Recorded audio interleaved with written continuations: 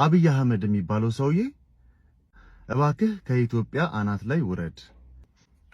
ሰላም ጤና ይስጥልኝ። ተመስገን ገብረ እግዚአብሔር ነኝ። ዛሬ በአዲስ ቪዲዮ ነው የመጣሁት። በጣም የሀገራችን ነገር እንግዲህ እንደምታዩት በጣም ያሳዝናል። አብይ አህመድ የሚባል ሰውዬ በጣም ዲክታተር፣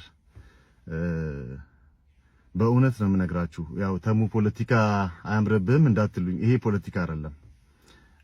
ፖለቲካ ሳይሆን በቃ ይሄ ምንድነው የሚባለው የሰው ልጅ የመጨረሻ ደረጃ ላይ ሲደርስ ማለት ነው።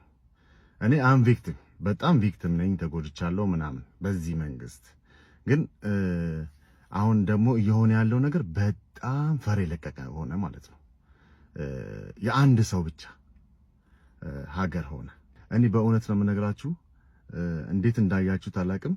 አብይ አህመድ የሚባለው ሰውዬ ኦሮሞ በጣም ጥሩ ጓደኞች አሉኝ፣ እነሱን እንኳን አይወክልም።